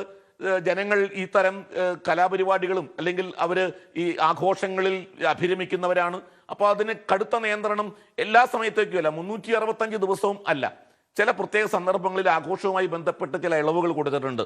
പക്ഷേ ഞങ്ങൾക്കിതൊന്നും ബാധകമല്ല. ഞങ്ങൾക്ക് ഈ നിയമം, നാട്ടിലെ നിയമമൊന്നും ഞങ്ങൾ അനുസരിക്കില്ല, നാട്ടിലെ നിയമങ്ങളോട് ഞങ്ങൾ പൊരുത്തപ്പെടില്ല, ഞങ്ങൾ വേറെ മതമാണ്, ഞങ്ങളുടെ വിശ്വാസം അനുസരിച്ച് ഞങ്ങൾ പോവുള്ളൂ, രാജ്യത്തിൻ്റെ ഒരു നിയമത്തോടൊപ്പം ഞങ്ങൾ നിൽക്കില്ല എന്നൊക്കെ വാശി പിടിക്കുന്ന ചില ആളുകൾ, അവരെ ഞാൻ എന്തോ ഒരു അഭിപ്രായം, അതൊരു കേസിൽ നിൽക്കുന്നതുകൊണ്ട് ആ കേസ് ഇപ്പോൾ നിലവിലുള്ളത് കൊണ്ട് അദ്ദേഹം പറഞ്ഞ ആ കേസിനെ സംബന്ധിച്ച് എനിക്കൊരു അഭിപ്രായം പറയാൻ ഇപ്പോൾ പാടില്ലാത്തതാണ്. അത് ആ നിയമത്തിന് വിരുദ്ധമാണ്. പക്ഷേ ഞാൻ അദ്ദേഹത്തോട് പറയുന്നത്, അദ്ദേഹത്തിൻ്റെ മത നേതാക്കൾ അല്ലെങ്കിൽ അദ്ദേഹത്തിൻ്റെ മതത്തിൽപ്പെട്ട ആളുകൾ, അത് KT ജലീൽ അടക്കമുള്ള ആളുകൾ അല്ലെങ്കിൽ ബഷീർ ഫൈസിയെ പോലുള്ള മതപുരോഹിതന്മാർ ആ വിഷയത്തിൽ എന്തു പറഞ്ഞു എന്നുള്ളത് അദ്ദേഹം എടുത്ത് നോക്കിയാൽ മതി. മനസ്സിലായോ? അപ്പോൾ അതുകൊണ്ട് പക്ഷെ അതിൽ കൂടുതൽ പറയാൻ എനിക്കിപ്പോൾ നിവൃത്തിയില്ല. കാരണം ഞാൻ ആ കേസിൽ പെട്ടു നിൽക്കുന്ന ഒരാളും അതുമായി ബന്ധപ്പെട്ട് അതിൽ അഭിപ്രായം പറയാൻ ഇപ്പോൾ ബുദ്ധിമുട്ടുള്ള ഒരാളുമാണ്. അപ്പം അതുകൊണ്ട് വേറൊരു അവസരത്തിൽ അതിനൊക്കെ മറുപടി ഞാൻ കൃത്യമായിട്ട് പറഞ്ഞു തരാം. അതിൻ്റെ ഡാറ്റ സഹിതം. ഡാറ്റ ഉണ്ടോ എന്ന് ചോദിച്ചു. പിണറായി വിജയൻ പറഞ്ഞടക്കം ഡാറ്റ ഞാൻ പറഞ്ഞു തരാം. മനസ്സിലായോ? അപ്പം അതുകൊണ്ട് അത്തരം കാര്യങ്ങളൊന്നും വിളമ്പി ഇവിടെ രക്ഷപ്പെടാമെന്ന് വിചാരിക്കരുത്. വസ്തുത നമുക്ക് ജനങ്ങൾ വിശ്വാസം വെച്ചു പുലർത്തുമ്പോൾ തന്നെ അവർ പാലിക്കേണ്ട രാജ്യത്തിന്റെ നിയമങ്ങൾ, ആ നിയമങ്ങൾ അനുസരിച്ച് ബാധ്യസ്ഥരാണ് എന്നുള്ളത് കൂടി താങ്കളിലേക്ക് വരാം. മനസ്സിലാക്കണം. അതിനു മുൻപ് എന്തായാലും പെന്തക്കോസ്റ്റൽ കൗൺസിൽ ഓഫ് ഇന്ത്യയുടെ സംസ്ഥാന കൺവീനർ പാസ്റ്റർ കെ തോമസ് ചർച്ചയിലുണ്ട്. പാസ്റ്റർ, നേരത്തെ ശ്രീ RV ബാബു ഉൾപ്പെടെ സൂചിപ്പിച്ചൊരു കാര്യമുണ്ട്. അതായത് ഒരു മുസ്ലിം വിഭാഗത്തിന് ബാങ്ക് വിളിക്കുന്നതുമായി ബന്ധപ്പെട്ട് ചില ഇളവുകൾ കേരള ഹൈക്കോടതി നൽകിയിട്ടുണ്ടെന്ന്. ഇത്തരം ഇളവ് പെന്തക്കോസ്ത് വിഭാഗത്തിനുണ്ടോ? പ്രത്യേകിച്ചും പലപ്പോഴും പല കവലകളിലും പല ജംഗ്ഷനുകളിലും ഒക്കെ കാണാൻ കഴിയും പെന്തക്കോസ്ത് വിഭാഗത്തിൽപ്പെട്ട ചില ആളുകൾ മൈക്ക് വെച്ചുകൊണ്ട്, അതായത് ഉച്ചഭാഷണി വെച്ച് വചനം പ്രഘോഷിക്കുന്നത്, മതം പ്രഘോഷിക്കുന്ന അത്തരം സംഭവങ്ങളൊക്കെ പലപ്പോഴും അത്തരം കാഴ്ചകൾ നമ്മൾ ഇപ്പോഴും കണ്ടുകൊണ്ടിരിക്കുക. ഈ 2026 കണ്ടുകൊണ്ടിരിക്കുന്ന ഒരു കാര്യമാണിത്. നിങ്ങളുടെ വിശ്വാസത്തിന്റെ ഭാഗമായിട്ടാണ് അത്തരം നടപടികൾ? മാത്രമല്ല, ഈ രാജ്യത്തൊരു നിയമമുണ്ട്. ഈ നിയമം പലപ്പോഴും ലംഘിക്കപ്പെടുന്ന ഒരു സാഹചര്യമല്ലേ ഇത്? തന്നെ ശ്രീ RV ബാബു അവർ ഓർപ്പിച്ചതുപോലെ, ഫാദർ സ്റ്റാബിൻ ഓർപ്പിച്ചതുപോലെ, ഇത് ശബ്ദമലിനീകരണമായിട്ട് ബന്ധപ്പെട്ട് നമ്മൾ സംസാരിക്കുമ്പോൾ ഇത് ഏതെങ്കിലും മതത്തിൻ്റെയോ അല്ലെങ്കിൽ ഏതെങ്കിലും ഒരു പള്ളിയോ അമ്പലമോ അല്ലെങ്കിൽ ഏതെങ്കിലും ആരാധനാലയങ്ങളുമായിട്ട് ബന്ധപ്പെട്ട് മാത്രമല്ല ശബ്ദമലിനീകരണത്തെ നിയന്ത്രിക്കേണ്ടത്. ശബ്ദം ആരുണ്ടാക്കിയാലും അത് മറ്റുള്ളവർക്ക് ബുദ്ധിമുട്ട് ഉണ്ടാക്കുന്ന കാര്യങ്ങളാണ്. ഇപ്പോൾ ഇതിൻ്റെ അകത്ത് ബാങ്ക് വിളിക്കുന്ന കാര്യം പറഞ്ഞു, പ്രാർത്ഥിക്കുന്ന കാര്യം പറഞ്ഞു, പരസ്യമായിട്ട് പ്രഘോഷിക്കുന്ന കാര്യം പറഞ്ഞു. ഞാൻ പറഞ്ഞിരുന്നത് വെടിക്കെട്ട് പോലെയുള്ള ശബ്ദമലിനീകരണങ്ങളും ഇതിനോടൊപ്പം ഉൾപ്പെടുത്തണം. അതായത് പെന്തക്കോസ്തിൻ്റെ ഒരു വീക്ഷണം ഞാൻ പറയാം. ഈ യഥാർത്ഥ ഭക്തി ശബ്ദത്തിൻ്റെ അളവിലല്ല, അത് നമ്മുടെ ഹൃദയത്തിൻ്റെ ആത്മാർത്ഥതയിൽ നിന്ന് നമ്മൾ ദൈവത്തോട് പ്രാർത്ഥിക്കുന്ന വിഷയത്തിലാണ്. ദൈവം പ്രാർത്ഥന കേൾക്കാൻ വേണ്ടി ഉച്ചത്തിൽ ലൗഡ് സ്പീക്കറൊന്നും ഉപയോഗിക്കേണ്ട ആവശ്യമില്ല. അതുപോലെ തന്നെ പ്രാർത്ഥനയുടെ ശക്തി ഒരിക്കലും അത് ശബ്ദത്തിൻ്റെ തീവ്രതയിലല്ലല്ലോ, അത് വിശ്വാസത്തിൻ്റെ അടിസ്ഥാനത്തിലാണ്. ഇവിടെ നമ്മൾ ഏറ്റവും പ്രധാനമായിട്ട് ചിന്തിക്കേണ്ട ഒരു വിഷയം, മറ്റുള്ളവരുടെ അവകാശത്തെ കൂടെ ഈ കാര്യത്തിൻ്റെ അകത്ത് നമ്മൾ മാനിക്കേണ്ടതുണ്ട്. അതായത് ഓരോ വ്യക്തിക്കും സമാധാനപരമായിട്ട് ജീവിക്കാൻ ഈ ഭൂമിയിൽ നമുക്ക് അവകാശമുണ്ട്. അതിൻ്റെ അകത്ത് രോഗികളും വയോജനങ്ങളും അതുപോലെ തന്നെ പരീക്ഷയ്ക്ക് പഠിക്കുന്ന വിദ്യാർത്ഥികൾ, രാത്രിയിൽ ഷിഫ്റ്റ് കഴിഞ്ഞ് ഉറങ്ങുന്ന ആളുകളുണ്ട്, പിഞ്ചു കുഞ്ഞുങ്ങളുണ്ട്. അപ്പോൾ ഇവരെല്ലാവരും ഇതിൻ്റെ ഇരകളാണ്, ഈ ബുദ്ധിമുട്ടുകൾ അനുഭവിക്കുന്ന ആളുകളാണ്. പിന്നെ ടോം എന്നോട് ചോദിച്ച ഒരു ചോദ്യം, ഞങ്ങൾ പരമ്പരാഗതമായിട്ട് സുവിശേഷം പ്രഘോഷിക്കാൻ ഇങ്ങനെ കവലകളിലൊക്കെ നിൽക്കാറുണ്ട്. അത് ശരിക്കും പറഞ്ഞാൽ ഇവിടെ ഫാദറും പറഞ്ഞു, നമ്മുടെ ശ്രീ RV ബാബു അവർകളൊക്കെ പറയാനിടയായി, അനുവദിക്കുന്നത് 55 ഡെസിബിലാണ് അല്ലെങ്കിൽ 60 ഡെസിബിലാണ്.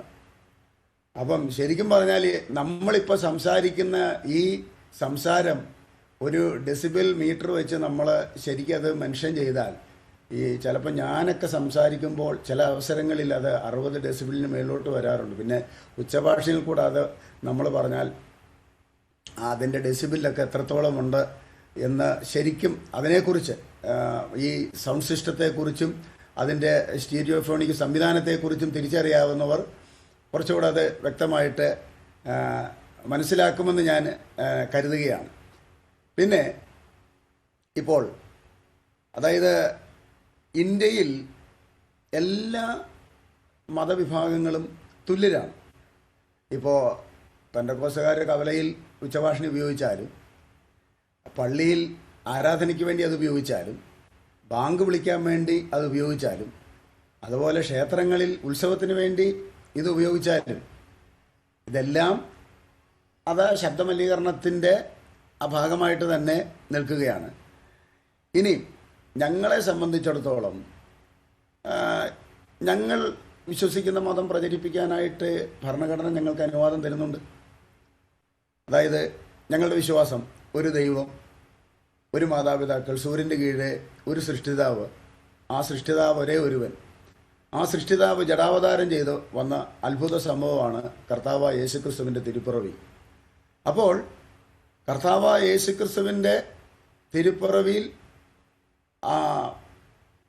അതിനുശേഷം കർത്താവായ യേശുക്രിസ്തു ജനിച്ചു, ഈ ഭൂമിയിൽ അത്ഭുതങ്ങളും അടയാളങ്ങളും വീര്യപ്രവൃത്തികളൊക്കെ ചെയ്ത് അതിന് 33.5 വർഷം ജീവിച്ചു. അതിനുശേഷം കർത്താവായ യേശുക്രിസ്തു മരിച്ച് അടക്കപ്പെട്ട് 3-ാം നാൾ ഉയർത്തെഴുന്നേറ്റു. തീർച്ചയായും പാസ്റ്റർ കെ എ തോമസ് അങ്ങ് സൂചിപ്പിച്ചു, ഈ രാജ്യത്ത് ഒരു വ്യക്തിക്ക് ഏതു മതത്തിൽ വിശ്വസിക്കാനും പ്രഘോഷിക്കാനും ഒക്കെ അവകാശമുണ്ട്. പക്ഷെ ഇതേ രീതിയിൽ പരസ്യമായി അത് മൈക്കും കെട്ടിവെച്ച് മതപ്രഭാഷണം നടത്തുമ്പോൾ അത് മറ്റു മതവിഭാഗത്തിൽപ്പെട്ടവർക്ക് അസ്വസ്ഥത ഉണ്ടാവില്ലേ? കാരണം ഒരു മതവിഭാഗത്തിൽപ്പെട്ടവർ മാത്രം, അല്ലെങ്കിൽ പെന്തക്കോസ്ത് വിഭാഗത്തിൽപ്പെട്ടവർ മാത്രം ഈ രീതിയിൽ ചെയ്യുമ്പോൾ എന്തുകൊണ്ട് ഞങ്ങൾക്കും അങ്ങനെ ആയിക്കൂടാ എന്നല്ലേ സ്വാഭാവികമായും മറ്റുള്ളവർ ചിന്തിക്കുന്നത്. അങ്ങനെ എല്ലാവരും ഇങ്ങനെ തെരുവിലിറങ്ങിക്കഴിഞ്ഞാൽ അത് മറ്റു സാധാരണക്കാരായ ജനങ്ങൾക്ക്, അങ്ങ് തന്നെ സൂചിപ്പിച്ചു, ഇവിടെ കൊച്ചുകുട്ടികൾ മുതൽ വിദ്യാർത്ഥികൾ മുതൽ വയോധികർ മുതൽ അവർക്കൊക്കെ ഉണ്ടാക്കുന്ന പ്രശ്നങ്ങൾ, മാനസിക ബുദ്ധിമുട്ട് പോലും ഉണ്ട്. കാരണം അനാവശ്യമായ ഈ ശബ്ദ മലിനീകരണം അല്ലെങ്കിൽ ശബ്ദം പലപ്പോഴും സാധാരണ മനുഷ്യന്റെ ഒരു മാനസികാവസ്ഥയെ തകർക്കുമെന്ന് അത് ശാസ്ത്രീയമായിട്ടുള്ള പഠനം തന്നെയാണ്. അതെ, അനാവശ്യമായ ശബ്ദമുണ്ടാക്കുന്ന സംവിധാനങ്ങളോട് അല്ലെങ്കിൽ ആ പ്രവണതയോട് യോജിപ്പുള്ള ഒരാളല്ല ഞാനും. പക്ഷെ ഞാൻ പറഞ്ഞു വന്ന ആ സെന്റൻസ് ഒരു വാക്കുകൂടെ പറഞ്ഞ് ഞാനൊന്ന് പൂർത്തീകരിക്കാം. ആ അങ്ങനെയാണെങ്കിൽ അതൊരു മാറ്റം വേണ്ടേ? കാരണം ഇപ്പൊ പെന്തക്കോസ്ത് വിഭാഗം ഉൾപ്പെടെയുള്ള നിങ്ങൾ പാസ്റ്റർമാർ അടക്കം ഈ രീതിയിൽ ഈ കവലകളിൽ അല്ലെങ്കിൽ പൊതുസ്ഥലത്ത് ഇങ്ങനെ പ്രഘോഷണം നടത്തുമ്പോൾ അത് മറ്റുള്ളവർക്ക് ബുദ്ധിമുട്ടോ ആകുന്നുണ്ടെങ്കിൽ ആ രീതിയിൽ പരമ്പരാഗതമായി അങ്ങ് സൂചിപ്പിച്ചതുപോലെ പരമ്പരാഗതമായി പിന്തുടർന്നു വരുന്ന ആ ഒരു സംസ്കാരത്തിനൊക്കെ ഒരു മാറ്റം വരേണ്ടതല്ലേ? അല്ല, തീർച്ചയായിട്ടും നമുക്ക് ഭരണഘടന അനുവാദം തരാത്ത ഒരു കാര്യവും പെന്തക്കോസ്ത് സഭ ഇവിടെ ചെയ്യുന്നില്ല, ചെയ്യത്തുമില്ല. എപ്പോഴും ഇവിടെ നിങ്ങൾ മറ്റേത് സംവിധാനങ്ങളെ നിങ്ങൾ നോക്കിയോ, പെന്തക്കോസ്ത് സഭയും പെന്തക്കോസ്തിലെ വിശ്വാസ സമൂഹവും ഇവിടുത്തെ നിയമങ്ങളെ അനുസരിക്കുന്നത് പോലെ, ഞാനങ്ങനെ പറയുന്നതിൻ്റെ അകത്ത് ഞാനൊരു ഇതായിട്ട് പറയുകയല്ല, ഒരു വിഭാഗത്തെ എടുത്ത് കാണിക്കാൻ വേണ്ടി പറയുകയല്ല, കഴിവതും അതിൻ്റെ നിയമങ്ങളുമായിട്ട് അതിൻ്റെ ഭരണഘടനയെ മാനിച്ചുകൊണ്ട് തന്നെ മുൻപോട്ട് പോകുന്നവരാണ്. അതുകൊണ്ട് തന്നെ ഇപ്പോൾ ശ്രദ്ധിച്ചാൽ മനസ്സിലാകും, പണ്ട് ഞങ്ങളുടെ ആരാധനാലയങ്ങളൊക്കെ ഓപ്പണായിട്ട് ഇങ്ങനെ ഉച്ചഭാഷണിയൊക്കെ വെച്ച് പ്രവർത്തിപ്പിച്ച് ആരാധന നടക്കുമായിരുന്നു. പക്ഷേ ഇന്ന് കഴിവും ഉള്ള സഭകളെല്ലാം അത് സൗണ്ട് പ്രൂഫാക്കുകയാണ്. അവർ ചർച്ചിൻ്റെ അകത്തുള്ള പ്രാർത്ഥന പുറത്തോട്ട് കേൾക്കണ്ട, മറ്റുള്ളവർക്കത് അരോചകമാകണ്ട എന്ന് വിചാരിച്ച് സംവിധാനങ്ങൾ ഉണ്ടാക്കി ശബ്ദമലിനീകരണം ഒഴിവാക്കാൻ വേണ്ടി അത് വളരെ പണം ചെലവാക്കി സൗണ്ട് പ്രൂഫാക്കി മറ്റുള്ളവരെ തീർച്ചയായിട്ടും അവരുടെ ബുദ്ധിമുട്ടും കാര്യങ്ങളും മനസ്സിലാക്കിക്കൊണ്ട് സമൂഹത്തിൽ ആർക്കും ഒരു ദോഷമാകരുതെന്ന് കരുതി പ്രവർത്തിക്കുന്ന ധാരാളം ആളുകളും പ്രവർത്തനങ്ങളും ഇന്ന് ഞങ്ങൾക്കുണ്ട്. ഈ പറഞ്ഞ പോലെ ഒരിക്കലും മറ്റുള്ളവർക്കൊരു ബുദ്ധിമുട്ടുണ്ടാക്കുന്ന ഒരു കാര്യത്തിലേക്ക് അത് പോകുവാനും ഞങ്ങൾ ആഗ്രഹിക്കാത്തവരാണ്.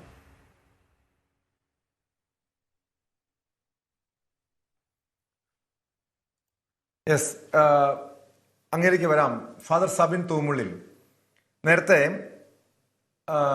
ഡോക്ടർ അബ്ദുള്ള ബാസിൽ സൂചിപ്പിച്ചതുപോലെ ബാങ്ക് വിളി അല്ലെങ്കിൽ പള്ളിയിലെ മണിയുടെയൊക്കെ സമയം അറിയിക്കാൻ വേണ്ടി, ആരാധനയുടെ അല്ലെങ്കിൽ നമസ്കാരത്തിൻ്റെയൊക്കെ സമയം അറിയിക്കാൻ വേണ്ടിയായിരുന്നു ഇത്തരത്തിലുള്ള രീതികൾ, ഇത്തരത്തിലുള്ള ആചാരങ്ങൾ പിന്തുടർന്ന് വന്നിരുന്നത്. പക്ഷെ ഇന്ന് സാഹചര്യങ്ങൾ മാറി, എല്ലാവർക്കും വാച്ച് ഉണ്ട്, അല്ലെങ്കിൽ സമയം അറിയാനുള്ള മറ്റു പല സംവിധാനങ്ങളുണ്ട്. ഇന്നത്തെ കാലത്ത് മൊബൈൽ ഫോൺ ഇത് ഉപയോഗിക്കാത്ത ആരുമില്ല. സമയം അറിയാൻ എത്രയോ സാങ്കേതിക സംവിധാനങ്ങളുള്ളൊരു കാലഘട്ടത്തിൽ ഇപ്പോഴും ആ പഴയ രീതിയിലുള്ള ആചാരങ്ങൾ തുടരേണ്ടതുണ്ട്. നമുക്കറിയാം, ലോകത്തിപ്പോൾ ഈ ക്രൈസ്തവ സഭകൾ ഏറ്റവും അധികം വ്യാപിച്ചു കിടക്കുന്നത് യൂറോപ്യൻ രാജ്യങ്ങളിലും അല്ലെങ്കിൽ അമേരിക്ക ഉൾപ്പെടുന്ന രാജ്യങ്ങളിലുമാണ്. അവിടെയൊക്കെ എത്രയോ സമാധാനത്തോടു കൂടിയാണ് ഈ പള്ളികളിലേക്ക് സാഹചര്യങ്ങൾ പോകുന്നത്. പക്ഷെ നമ്മൾ മലയാളികൾ ഈ അടുത്തിടെ മറ്റ് യൂറോപ്യൻ രാജ്യങ്ങളിലേക്ക് കുടിയേറി അവിടെ ഈ തിരുനാളുകൾ നടത്തുന്നു, വാദ്യമേളങ്ങൾ, മറ്റ് അവിടുത്തെ ഇംഗ്ലീഷുകാർക്ക് അത് ബുദ്ധിമുട്ടുണ്ടാക്കുന്നു, അവർ പ്രതികരിച്ചു തുടങ്ങിയിരിക്കുന്നു. ഇതൊരു മലയാളിയുടെ ശീലത്തിന്റെ അല്ലെങ്കിൽ ഇന്ത്യക്കാരന്റെ തുടർന്ന് വന്നിരുന്ന അല്ലെങ്കിൽ എനിക്കൊരു അവകാശമുണ്ട് അല്ലെങ്കിൽ എനിക്ക് സ്വാതന്ത്ര്യമുണ്ട്, ഈ സ്വാതന്ത്ര്യം അത് മറ്റുള്ളവർക്ക് ബുദ്ധിമുട്ടാകുന്നു എന്ന് പോലും ചിന്തിക്കാതെ നമ്മൾ ഇപ്പോഴും പഴയ രീതിയിലുള്ള ആ നടപടികൾ, ആ രീതികൾ തുടരുന്നത് അത് മറ്റുള്ള വലിയ ബുദ്ധിമുട്ടുണ്ടാക്കുന്നു മാത്രമല്ല, മറ്റുള്ളവർക്ക് അത് അസഹിഷ്ണുത ഉണ്ടാക്കുന്നുമുണ്ട്. സ്വാഭാവികം അതിനൊക്കെ ഒരു മാറ്റം അനിവാര്യമല്ലേ, ആവശ്യമല്ലേ? ശ്രീ ടോം, ഇതിന്റെ അകത്ത് ഞാനിതിനെ ഒരിക്കലും ഒരു മതപരമായിട്ടുള്ള വിഷയമായിട്ട് കാണാൻ ആഗ്രഹിക്കുന്നില്ല. കാരണം എല്ലാ കാര്യത്തെയും മതപരമായിട്ട് മാത്രം കണ്ട് ഒരു വൈരം സൃഷ്ടിക്കുന്ന ഒരു സ്ഥിതിവിശേഷം നമുക്കുണ്ട്. ഞാൻ ഓർക്കുന്നുണ്ട് എന്റെയൊക്കെ ചെറുപ്പത്തിലെ വീട്ടില് രാവിലെ എഴുന്നേറ്റ് പല്ല് തേക്കാൻ നേരത്ത് അമ്പലത്തിൽ നിന്ന് കൗസല്യ സുപ്രജ രാമപൂർവ എന്ന് പറഞ്ഞിട്ടുള്ള ആ ശ്ലോകമുണ്ട്. തൊട്ടടുത്ത് ബാങ്ക് വിളി കേൾക്കാം, പള്ളിയിൽ നിന്ന് മണിയടിക്കുന്നത് കേൾക്കാം. ഇതൊന്നും ഒരു വിഷയമല്ലാതിരുന്ന ഒരു കാലഘട്ടം ഉണ്ടായിരുന്നു. പക്ഷെ ഇന്ന് എന്തൊരു കാര്യത്തെക്കുറിച്ച് പറയുമ്പോഴും മതപരമായിട്ടുള്ള ഒരു വിഷയം വരുമ്പോൾ അത് വൈരത്തിന് കാരണമായിട്ട് തീരുന്ന സ്ഥിതിയിലേക്ക് കാര്യങ്ങൾ മാറ്റപ്പെട്ടു പോകുന്ന ഒരു അവസ്ഥയുണ്ട്. അത് പല കാരണങ്ങൾ കൊണ്ടാണ്. എന്റെ മതം മാത്രമാണ് ശരി, ഞാൻ പറയുന്നത് മാത്രമാണ് ശരി, മറ്റുള്ളവർ തെറ്റാണ്, അതല്ലെങ്കിൽ തെറ്റിദ്ധരിപ്പിക്കുന്ന രീതിയിൽ ഉള്ള പ്രഭാഷണങ്ങൾ, പുസ്തകങ്ങൾ, ഇങ്ങനെയൊക്കെ ഒത്തിരിയേറെ തരത്തിൽ ഈ നാട്ടിൽ ഒരു വൈരം സൃഷ്ടിക്കാൻ കേരളത്തിൽ ഉണ്ടായിരുന്ന ഒരു മതസൗഹാർദ്ദ അന്തരീക്ഷം തകർക്കപ്പെടുന്ന സാഹചര്യം വലിയ രീതിയിൽ രൂക്ഷമായിട്ടെന്ന് നമ്മുടെ ഇടയിൽ ഉണ്ടെന്നുള്ളത് ഒരു യാഥാർത്ഥ്യമാണ്. ഇതിനോടൊപ്പം തന്നെ നമ്മൾ ചിന്തിക്കേണ്ട ഒരു കാര്യമാണ്, എനിക്ക് കിട്ടുന്ന അവകാശം തന്നെ മറ്റുള്ളവർക്കും കിട്ടണം, അല്ലെങ്കിൽ മറ്റുള്ളവർക്ക് കിട്ടുന്ന ഒരു അവകാശം എനിക്ക് കിട്ടാതെ വരുന്നുണ്ടോ? ഇത് പലപ്പോഴും നമ്മളെ ചിന്തിപ്പിക്കുന്ന ഒരു വിഷയമായിട്ട് തീരും, അല്ലെങ്കിൽ ചൊടിപ്പിക്കുന്ന ഒരു വിഷയമായിട്ട് തീരും. ഇക്വാലിറ്റി ബിഫോർ ലോ, അത് ഭരണഘടന നമുക്ക് ഉറപ്പ് നൽകുന്ന ഒരു കാര്യമാണ്. എന്താണ് ഇക്വാലിറ്റി ബിഫോർ ലോ? എല്ലാവർക്കും നിയമത്തിന്റെ മുൻപിൽ തുല്യമായിട്ടുള്ള പരിഗണന. നേരത്തെ ടോം സൂചിപ്പിച്ചു പള്ളിമണി അടിക്കുന്നതുമായി ബന്ധപ്പെട്ട്.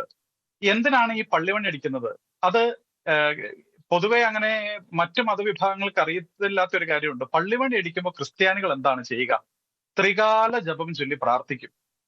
കർത്താവിന്റെ മാലാഖ എന്ന പ്രാർത്ഥന, അതല്ലെങ്കിൽ ഇംഗ്ലീഷിൽ അതിനെ ആഞ്ചലൂസ് എന്ന് പറയും. അത് രാവിലെ പ്രഭാതത്തിൽ നേരത്തെ ഒരു 5:30 അതേപോലെ തന്നെ ഉച്ചയ്ക്ക് ഒരു 12:30, വൈകുന്നേരം ഒരു 6:30, 6:45 സമയത്ത് നമുക്ക് എല്ലാ പള്ളികളിൽ നിന്നും ഈ പള്ളിമണി അടിക്കുന്നത് നമുക്ക് കേൾക്കാം. സൗകര്യമുള്ള പള്ളികളിൽ ഇപ്പോ പള്ളിമണികളുണ്ട്, അതല്ലാത്ത സ്ഥലങ്ങളിൽ അതില്ല. ഇപ്പോൾ ഇല്ലാത്ത സ്ഥലങ്ങളിൽ സാധാരണ ചെയ്യുന്ന ഒരു കാര്യം, വീടുകളിൽ ക്രൈസ്തവർക്കറിയാം, പ്രത്യേകിച്ച് കത്തോലിക്കർക്കൊക്കെ അറിയാം, ഇന്ന സമയങ്ങളിൽ ഈ ത്രികാല ജപം ചൊല്ലേണ്ടതുണ്ട്. അത് എല്ലാവരും വീടുകളിലോ അല്ല ആയിരിക്കുന്ന സ്ഥലങ്ങളിലോ ഒക്കെ സ്വസ്ഥമായിട്ട് വ്യക്തിപരമായിട്ട് ചൊല്ലുന്നു. അത് ഒരു വിശ്വാസത്തിന്റെ ഒരു പ്രാർത്ഥന എന്നൊക്കെ പറയുന്നത് എനിക്ക് തോന്നുന്നു അല്പവും കൂടി ഒരു വ്യക്തിപരമായിട്ടുള്ള ഒരു കാര്യമാണ്. അതൊരു പൊതുസമൂഹത്തിലേക്ക് എടുത്തിടുമ്പോൾ അതൊരു പക്ഷേ പ്രത്യേകിച്ച് ഈ കാലഘട്ടത്തിൽ അത് ചോദ്യം ചെയ്യപ്പെടലിന് വിധേയമാകുന്ന ഒരു അവസ്ഥ ഉണ്ടാകുന്നുണ്ട്.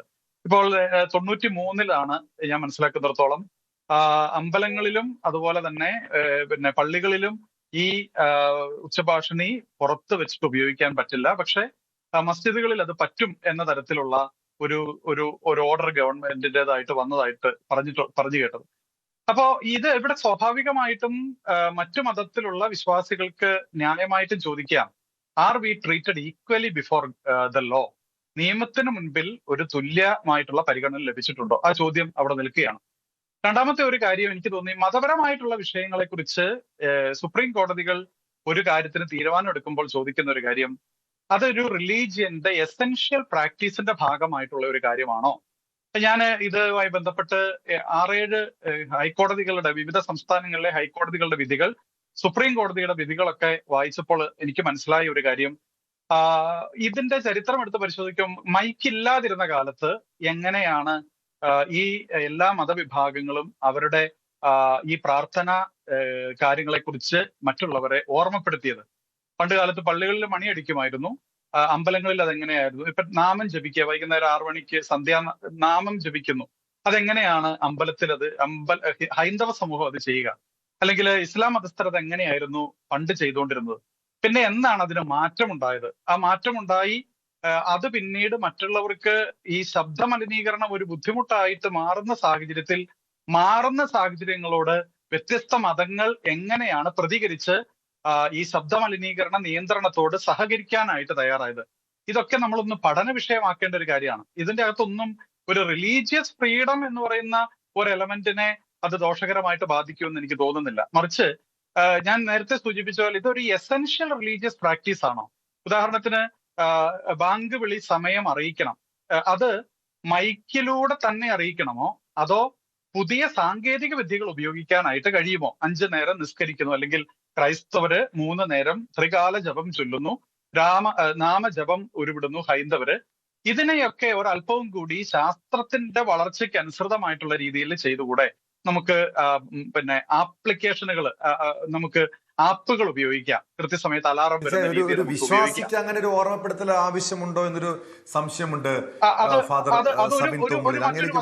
തീർച്ചയായിട്ടും അതാണ് ഞാൻ പറഞ്ഞത്. ക്രൈസ്തവരെ സംബന്ധിച്ചിടത്തോളം ജപം ചൊല്ലുക എന്ന് പറയുന്നത് ഒരു മണിയടിക്കുന്നതുമായി ബന്ധപ്പെട്ട് നിൽക്കുന്ന ഒരു വിഷയമല്ലെന്ന് അവർക്കറിയാം. ചെറുപ്പം തൊട്ടേ അവരത് പ്രാക്ടീസ് ചെയ്തിട്ടുണ്ട്, കുടുംബങ്ങളിൽ അത് പ്രാക്ടീസ് ചെയ്യുന്നുണ്ട്.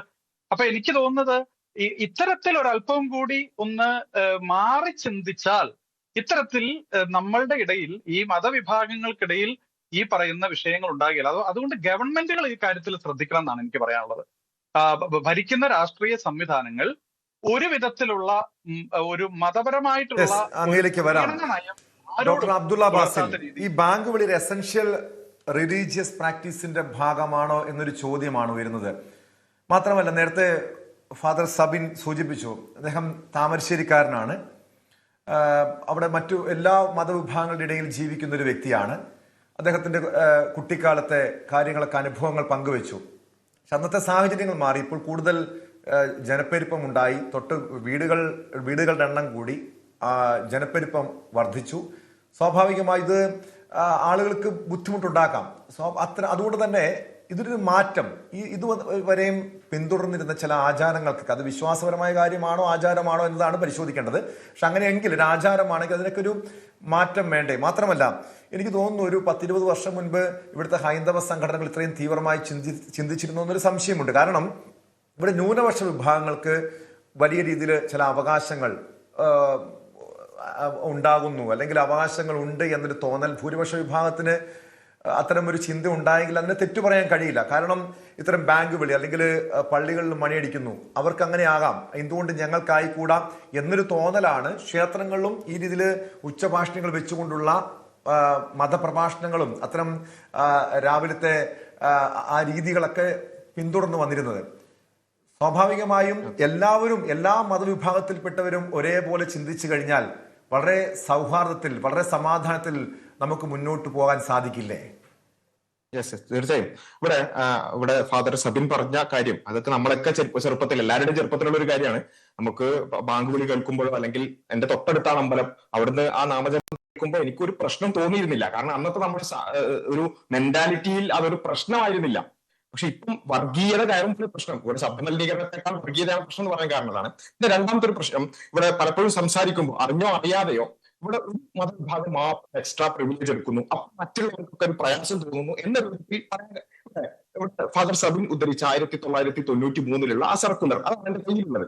ആ സർക്കുലറിൽ ഇവിടെ മുസ്ലിങ്ങൾക്ക് മാത്രമായിട്ട് ഒരു വ്യത്യാസം അങ്ങനെയല്ല പറയുന്നത്. മറിച്ച് ഇവിടെ സെന്റൻസ് തുടങ്ങുന്ന തന്നെ ഈ ചർച്ചസ് ആൻഡ് മോസ്ക് മുഴുവൻ പറയുന്നത് ഈ നിയന്ത്രണം എക്സെപ്ഷൻ കൊടുക്കുന്നത് കോൾ ഫോർ പ്രയർ, അതായത് അസാൻ, പിന്നെ ബാങ്കുമായി ബന്ധപ്പെട്ടുകൊണ്ട് in most case relaxed in this case it is only minute duration, 1 മിനിറ്റിന്റെ സമയം മാത്രമായതുകൊണ്ട് അത് റിലാക്സ് ചെയ്യപ്പെടുന്നു എന്ന് പ്രത്യേകം പറയാം. നമ്മൾ മണിയടിയും, അതായത് മണിയടി ചുരുങ്ങിയ സമയമാണ്, ബാങ്ക് ചുരുങ്ങിയ സമയമാണ്. അങ്ങനെയല്ല പള്ളിയിലുള്ള പുറത്തേക്ക് കേൾപ്പിച്ചാൽ, അല്ലെങ്കിൽ മുസ്ലിം പള്ളിയിലെ നിസ്കാരം മുഴുവൻ പുറത്തേക്ക് കേൾപ്പിച്ചാൽ അത് വലിയ പ്രശ്നമാണ്. യഥാർത്ഥത്തിൽ നിയമത്തിൽ ഒരു തരത്തിലുള്ള വിവേചനവും ഇല്ല. ഈ കേൾക്കുന്ന വിഷയത്തിൽ എല്ലാവർക്കും ഒരുപോലെയുള്ള നിയമമാണ്. എന്നാൽ മിനിറ്റുകൾ മാത്രം വരുന്ന മണിയടി പോലെയുള്ള, അസാൻ പോലെയുള്ള, എന്നുവെച്ചാൽ ബാങ്ക് വിളി പോലെയുള്ള കാര്യങ്ങളിൽ റിലാക്സേഷൻ കൊടുത്തു എന്നുള്ളതാണ് അത് സംഭവിച്ചിട്ടുള്ളത്. നമ്മൾ ഇത്തരം കാര്യങ്ങൾ എല്ലാവരോടും ഒരു അപേക്ഷയായിട്ട് പറയാണ്, ഇത്തരം കാര്യങ്ങളിൽ നമ്മൾ വരുത്തി തീർത്ത് അതാണ് യഥാർത്ഥത്തിൽ വർഗീയതയൊക്കെ വെക്കുന്നത്. ഒരു പിന്നെ ആർ വി ബാബു പറഞ്ഞു എല്ലാ മതത്തിന്റെ കണ്ണിലൂടെ കാണുന്നു. ചില ആളുകൾക്ക് മാത്രം മതം ആണ് വലുത്, അവർ രാജ്യത്തിന്റെ നിയമം അവർക്ക് ബാധകല്ല എന്നുള്ള രൂപത്തിലാണ് സംസാരിക്കുന്നത്. എന്റെ ആദ്യത്തെ സംസാരം കേട്ടവർ ഒന്ന് ആലോചിച്ചു നോക്കുക. ഞാൻ എന്താ പറഞ്ഞത്? ശബ്ദ മലിനീകരണം ഒരു പ്രശ്നമാണ്. അത് ബോധവൽക്കരണത്തിലൂടെ ഈവൻ എല്ലാ സമൂഹങ്ങളിലും ഇപ്പൊ കേരള സ്റ്റോറി എന്ന് ഞാൻ പറയാൻ കാരണം എന്ന് വെച്ചാൽ ക്രിസ്ത്യാനികളും മുസ്ലിങ്ങളും ഹിന്ദുക്കളും എല്ലാവരും അത് തിരിച്ചറിഞ്ഞ് പതിയെ കുറച്ച് അതിന്റെ പ്രശ്നം തിരിച്ചറിഞ്ഞ് കുറച്ചിട്ടുണ്ടെന്നാണ് ഞാൻ പറഞ്ഞത്. സർക്കുലർ ഇറക്കിയതിനു ശേഷം കോളാമ്പികൾ മാറ്റിയിട്ടുണ്ട്. എന്റെ അടക്കം പള്ളികളിൽ ആ കോളാമ്പി മാറ്റി സാധാരണ സ്പീക്കർ വെച്ചിട്ടുണ്ട്. ആ ആംപ്ലിഫയറിന്റെ വ്യത്യാസമൊക്കെ ഞാൻ പറഞ്ഞെന്താ, നിയമത്തിന് നമ്മൾ എല്ലാവരും ബാധകമാണ്, മുസ്ലിങ്ങൾ അത് പാലിക്കാൻ വളരെ സന്തോഷത്തോടു കൂടി തയ്യാറാണ് എന്ന് ഡോക്ടർ അബ്ദുള്ള, ഈ ആർ വി ബാബു ഇവിടെ നേരത്തെ ആർ വി ബാബു ഉന്നയിച്ചൊരു ചോദ്യമുണ്ട്, അതിന് താങ്കളുടെ ഒരു മറുപടി പ്രതീക്ഷിക്കുന്നുണ്ട്. കാരണം ഇത് തങ്ങളാണ്, പാണക്കാട് തങ്ങളാണ്, തങ്ങളുടെ ഒരു ആഹ്വാന പ്രകാരമാണ് ഈ ഉച്ചഭാഷണികളൊക്കെ നീക്കം ചെയ്തത് എന്ന്. പക്ഷെ അവിടെ കോടതി വിധിയുടെ അടിസ്ഥാനത്തിലാണ് ഇത്തരം ഒരു നടപടി സ്വീകരിച്ചതെന്നാണ് നേരത്തെ ആർ വി ബാബു സൂചിപ്പിച്ചത്. ഇക്കാര്യത്തിൽ താങ്കളുടെ ഒരു മറുപടി പ്രതീക്ഷിക്കുന്നുണ്ട്. ഇത്തരം ആളുകൾ പ്രശ്നം എന്താ വെച്ചാൽ എന്തെങ്കിലും ഒരു പോസിറ്റീവ് പറയാൻ ഇവർക്ക് അത് ഉൾക്കൊള്ളാൻ പറ്റൂല. ഇവരുടെ ചർച്ചകളിലെയും അമ്പലത്തിലെയും ശബ്ദം അങ്ങനെ ഇടപെട്ട് തീർത്തു എന്നാണ് ഞാൻ പറഞ്ഞത്. അല്ല, ഞാൻ പറഞ്ഞത് പോസിറ്റീവായി ബോധവൽക്കരണത്തിലൂടെ. ഡോക്ടർ അബ്ദുള്ള ബാസിൽ, ചില സാങ്കേതിക പ്രശ്നം, ഒരു ഓഡിയോ പ്രശ്നം ഉണ്ടെന്ന് തോന്നുന്നു. ചെറിയ താങ്കളുടെ ശബ്ദം അത്ര വ്യക്തമല്ല. എന്തായാലും അങ്ങേലേക്ക് വരാം. ശ്രീ ആർ വി ബാബു, ഇവിടെ വളരെ പോസിറ്റീവായിട്ടാണ് ഡോക്ടർ അബ്ദുള്ള ബാസിലൊക്കെ ഈ നടപടിയെ, ഈ നീക്കത്തെയൊക്കെ അല്ലെങ്കിൽ ഈ നിയമത്തെയൊക്കെ കാണുന്നത്. ശബ്ദ മലിനീകരണം അതെല്ലാ മനുഷ്യർക്കും വലിയ പ്രശ്നങ്ങൾ സൃഷ്ടിക്കുന്നുണ്ട് എന്ന്.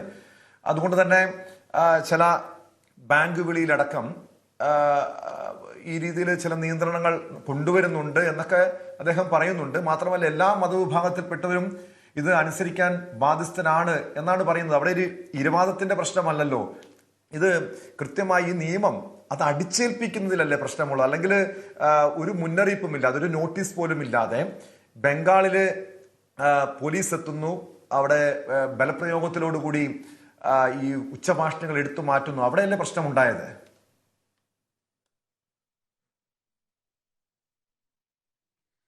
നോക്കൂ, നമ്മുടെ രാജ്യത്ത് ഇത്തരം വിഷയങ്ങൾ ആരംഭിച്ചിട്ട് വർഷങ്ങളായി. ഇപ്പോൾ ഞാൻ പറഞ്ഞു, സുപ്രീം കോടതിയിലെ ഈ കേസ് വന്ന കാലം മുതൽ, അല്ലെങ്കിൽ ഈ ശബ്ദമലിനീകരണവുമായി ബന്ധപ്പെട്ട് ആരാധനാലയങ്ങളിൽ ശബ്ദം കുറയ്ക്കുന്നതുമായി ബന്ധപ്പെട്ട പ്രശ്നം വന്ന സമയത്ത് മുതൽ സർക്കാരുകൾ അതാത് സമയത്ത് സർക്കുലറുകൾ ഇറക്കാറുണ്ട്, ആ നിയമം നടപ്പാക്കാൻ വേണ്ടി ശ്രമിക്കാറുണ്ട്. ഇപ്പോൾ ബംഗാളിൽ ഒരു പൊല്യൂഷൻ കൺട്രോൾ ബോർഡിൻ്റെ ഉത്തരവാണ്. ആ പൊല്യൂഷൻ കൺട്രോൾ ബോർഡ് ഇത്ര ഡെസിബലിൽ കൂടുതൽ, ഇത് സുവേന്ദു അധികാരി വന്ന സമയത്ത് ഇറക്കിയ ഉത്തരവല്ല, അതിന് മുൻപേ നിലവിലുള്ളതാണ്. അവിടെ സർക്കാർ, മമതാ ബാനർജിയുടെ സർക്കാർ ഒരു പ്രീണന രാഷ്ട്രീയത്തിൻ്റെ ഭാഗമായിട്ട് അത് നടപ്പാക്കാതിരുന്നതാണ്. സുവേന്ദു അധികാരി വന്ന സമയത്ത് അത് നടപ്പാക്കുന്നു. ഇത്രയുള്ള വ്യത്യാസം. ഇവിടെ ഞാൻ പറഞ്ഞത് അതാണ്. അതായത് ഇതിനെ മതത്തിന്റെ അടിസ്ഥാനത്തിൽ കാണേണ്ട ഒരു വിഷയമല്ല. ഞാൻ ഈ പറയുന്നത് മതത്തിന്റെ അടിസ്ഥാനത്തിലാണെന്ന് പറയാൻ കാരണം, അല്ലെങ്കിൽ അതിനെക്കുറിച്ച് ഞാൻ പ്രതികരിക്കാൻ കാരണം എന്താ?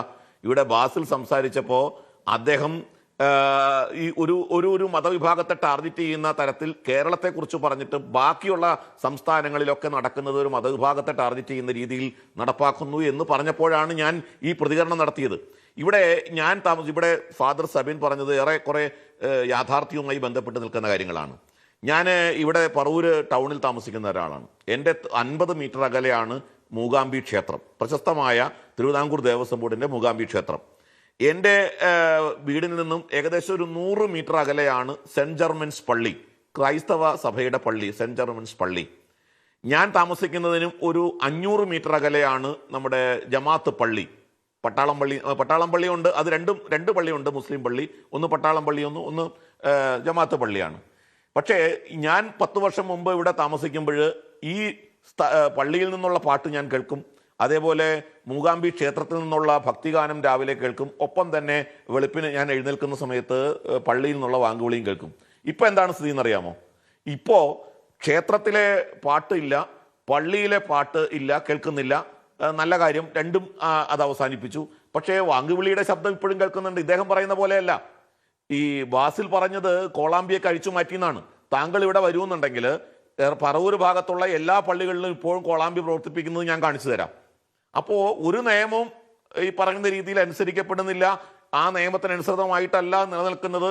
4 ഭാഗത്തേക്കും 6 കോളാമ്പി വെച്ചിട്ട് പ്രവർത്തിപ്പിക്കുന്ന പള്ളികളാണ് ഇപ്പോഴും നിലവിലുള്ളത്, ഈ വാങ്കുവിളി കേൾപ്പിക്കാൻ തക്ക രീതിയിൽ. അപ്പം അതുകൊണ്ട് വാങ്ക് വിളിക്കണോ വേണ്ടേ എന്നുള്ളതൊക്കെ അവരുടെ മതപരമായ കാര്യമാണ്. പക്ഷേ അത് കോളാമ്പി ഉപയോഗിച്ചുകൊണ്ട് തന്നെ വേണമോ എന്നുള്ളതിനെ കുറിച്ചൊക്കെ ഒരു പുനർചിന്തനം നടത്തണം എന്ന ഫാദർ സബിൻ പറഞ്ഞത് വളരെ പ്രസക്തമാണ്.